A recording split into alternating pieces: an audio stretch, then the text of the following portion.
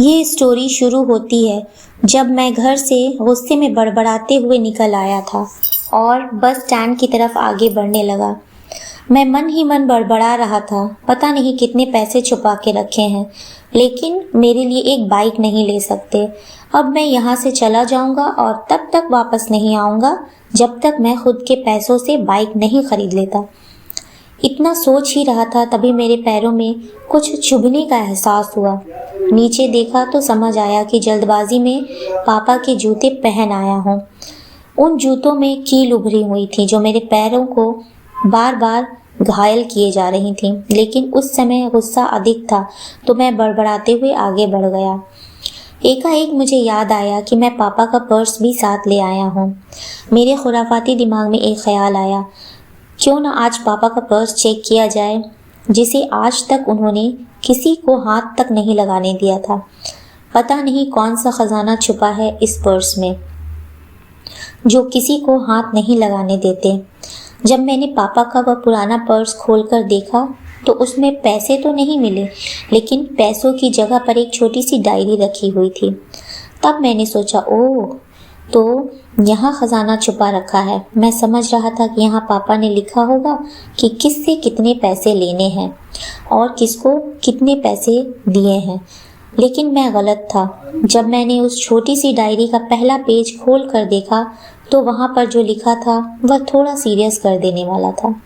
Diary में जो लिखा था उसे पढ़ने के बाद मेरे चेहरे पर जो एक्सप्रेशंस थे वह गायब हो चुके थे, क्योंकि डायरी में वैसा कुछ नहीं था जैसा मैं सोच रहा था। वहाँ पर उन पैसों का हिसाब लिखा हुआ था जो अलग अलग कामों के लिए अलग अलग लोगों से उधार लिए गए थे।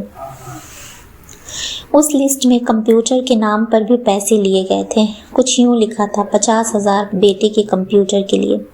ये वही कंप्यूटर था जिसे मैं आज तक यूज़ करता आ रहा हूँ, लेकिन मुझे ये पता नहीं था उस कंप्यूटर को ख़रीदने के लिए पैसे कहाँ से लिए गए थे।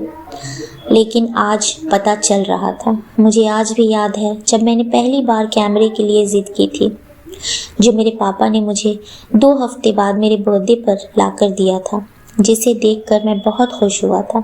और मुझे खुश देखकर मुझसे कहीं ज़्यादा अगर कोई खुश था तो वो पापा थे। अब मेरे चेहरे से गुस्सा एकदम गायब हो चुका था। जब मैंने आगे का पन्ना पलटा तो वहाँ पर कुछ विशेस लिखी हुई थी।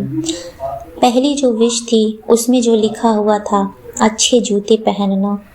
ये बात मेरी कुछ समझ नहीं आई। तभी मेरा पाँव अचानक सड़क पर भरे हुए पानी पर जा पड़ा और तभी मेरे पाँव में कुछ गीलापन होने का एहसास हुआ। जब मैंने जूता उतार कर देखा तो उसका तला टूटा हुआ था। ये देखकर मुझे डायरी में लिखी बात याद आ गई।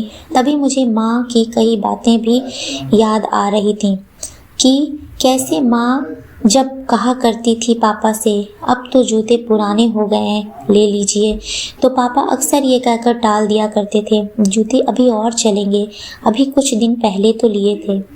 मुझे आज समझ आ रहा था कि कितने पैसे और चलेंगे, कितने दिन और चलेंगे, कि पापा पर्स को क्यों छुपा कर रखते थे। तभी उस डायरी को पढ़ते हुए बस स्टैंड पर पड़ी बेंच पर आकर बैठ गया। अब उस डायरी का आखिरी पन्ना बचा हुआ था। उस पन्ने को जब मैंने पलट कर देखा तो वहाँ कल की डेट लिखी हुई थी। तारीख के नीचे लिखा हुआ था 50,000 रुपये बाइक के लिए। बस इतना पढ़ा और दिमाग सन्न रह गया। अब मेरे मन में कोई शिकवा गिला नहीं बचा था, बस मेरी आंखों से आंसू चले आ रहे थे। मुझे आज तक नहीं पता तब मैं क्यों रोए जा रहा था। अब मैं जल्दी से घर की तरफ भागा, लेकिन जूतों की वह कील पाँव में अब तक घाव बनाने में कामयाब हो चुकी थी।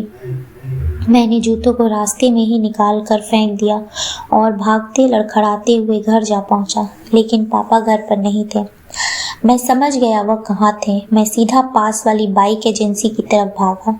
पता नहीं आज कहाँ से इतनी ताकत आ गई थी कि मैं भागता हुआ थक भी नहीं रहा था, और वह भी बिना जूतों के नंगे पैर। जैसे तैसे मैं बाइक एजेंसी पर पहुंचा। पापा वहीं थे। मैंने पापा को दौड़ कर गले लगा लिया और मेरी आंखों से आंसू रुकने का नाम नहीं ले रहे थे। पापा को समझ नहीं आ रहा था। आखिर हो क्या रहा है? मैं क्यों रो रहा हूँ? मैंने पापा से कहा, पापा मुझे मोटरसाइकिल नहीं चाहिए, आप अपने लिए जूते ले लीजिए। अब आज से मैं जो भी करूँगा अपनी मेहनत से अपने बलबूते पर करूँगा। दोस्तों, बस इतनी सी ये कहानी थी। अगर आपको मेरी ये स्टोरी अच्छी लगी तो प्लीज़ मुझे लाइक करिए, शेयर करिए और चैनल को सब्सक्राइब करिए। Thank you for watching.